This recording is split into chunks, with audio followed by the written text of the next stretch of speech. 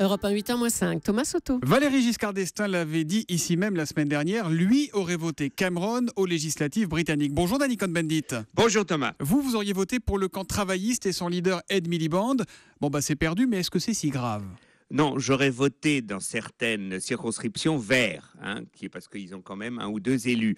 Mais même M. Valéry Giscard d'Estaing peut se tromper, car Cameron, c'est une mauvaise nouvelle pour l'Europe. C'est-à-dire que maintenant, il va continuer à faire du chantage parce qu'il a promis un référendum avant 2017 et cela veut dire qu'il devra démontrer à ses concitoyens que l'Europe est anglaise. Mais l'Europe anglaise, ce n'est qu'un marché, un grand marché, mais pas une Europe politique. Et donc, ça veut dire qu'il y aura des tensions énormes dans les prochains mois en Europe à cause de M. Cameron.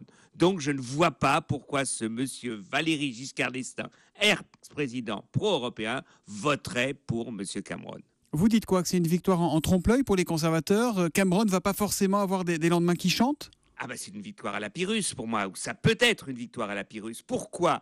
Parce que maintenant, il va devoir faire campagne contre l'Europe en disant c'est moi qui maîtrise l'Europe, pour après faire une campagne, parce que la City va le pousser, pour rester dans l'Union européenne. Et ça, c'est pas gagné d'avance, car si on voit le résultat, par exemple, du UKIP, la droite anti-européenne qui a fait quand même 13%, et on sait que les 2 tiers des conservateurs sont pour sortir de l'Europe, eh bien cela veut dire que M. Cameron pourrait se retrouver le bec dans le nez, c'est-à-dire qu'il ne sera pas capable de rester en Europe, ce qui serait une défaite pour lui. Dites-moi, Dany, avec Giscard, vous êtes sans doute les 2 plus fervents supporters de l'Union européenne, de l'Union politique européenne. C'est rare finalement que vous ne soyez pas d'accord sur ce sujet ? Oui, mais parce que M. Valéry Giscard d'Estaing a une vision quand même très étatique, très gouvernementale, intergouvernementale de son fédéralisme. Alors que moi, j'ai une vision plus parlementaire, plus fédéraliste communautaire.